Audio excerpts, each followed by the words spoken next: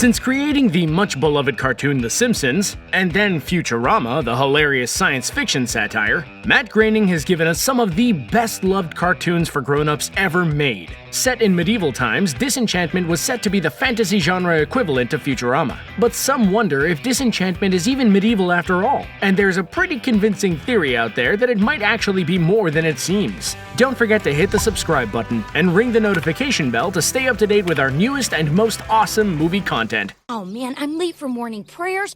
Come on, hurry up, hide. Relax, they'll never know I'm here. Disenchantment is a fantasy show set in medieval times, which centers around the intrepid Princess Bean, her demon sidekick Lucy, and her elf best friend and also possible love interest Elfo. While this may seem like the makings of a sweet and traditional fantasy story, this is still a Matt Groening show, and so most of their adventures and quests are fueled by alcohol and never go exactly as planned. But as the bigger picture was revealed, the audience came to learn that Bean is simply a small part in a battle between good and evil that has spanned many centuries, with many outside influences and mysteries yet to be uncovered. Along with ending on a massive cliffhanger, the final episode of Season 1 also threw another one of these mysteries into the mix with a very quick shot that may or may not have confirmed a theory that fans of Groening's body of work have been wondering. Could Disenchantment actually be the long-distant past from the same universe as Futurama? The more we know about the show, the more likely it seems. And there's quite a bit of evidence, and a ton of speculation to back it up. In the Season 1 finale, there's a scene in which Lucy the Demon shows King Zog a series of magical holograms of past events. In a moment so quick that if you blink you might miss it, one of the holograms features some very familiar faces. We see Fry, Bender, and Professor Farnsworth from Futurama. Not only that, but specifically they're shown in the time machine from the episode The Late Philip J. Fry. If you remember that episode, it sees the trio travel billions of years into the future, beyond the end of the universe, and into another identical universe that was created after. Fans immediately took this cameo as proof that Disenchantment and Futurama take place in the same timeline. But the question now becomes, in which universe? Seeing as how the two universes are exactly the same, it might not matter. But it now seems irrefutable that Disenchantment exists in the medieval period of one or both of the Futurama universes, long before Fry and the gang even existed. But if you think that wraps all of this up in a neat little package, you might just be mistaken. The show is clearly meant to be a play on the traditional Dark Ages fantasy genre, with bits of Lord of the Rings and Game of Thrones thrown in for good measure. But there are aspects of the world hidden throughout that make us believe that there is more than meets the eye.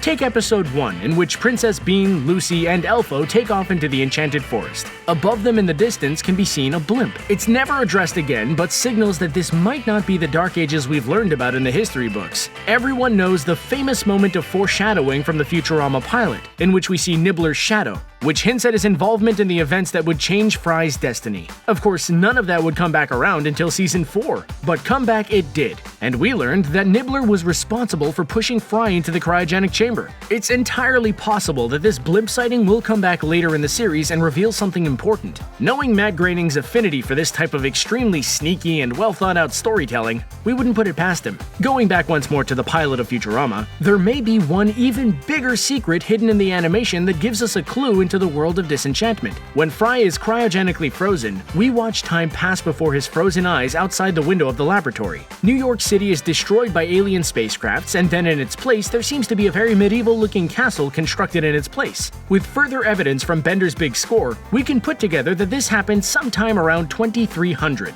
Could it be possible that Disenchantment takes place in this 2300 medieval society that replaced New York? While nothing in the first season of Disenchantment actually confirmed this theory, there was nothing that denied it either, and it seems just like the kind of amazingly prophetic writing we could expect from Groening and his team, seeing as how they're the people responsible for The Simpsons' amazing predictions of so many future events. Of course, it's entirely possible that it's all a total coincidence, but we have a hard time believing that that could be true. After all, Disenchantment's Dreamland isn't the entire world, but just one city in the Dark Ages. It could totally be where New York City used to be. When New York City was destroyed, its inhabitants, both human and alien, rebuilt everything from the ground up, which is why there are similarities in the technology from Futurama and Disenchantment as well. The new New York in the year 3000 that we know really began evolving from that version of old New York, and the blimp might be meant to show that the rest of the world was not plunged back into the Dark Ages along with it. It's clear that Dreamland is a heavily religious society similar to the original medieval times, and that might be what caused them to be held back from the rest of the developing 20th century and beyond world.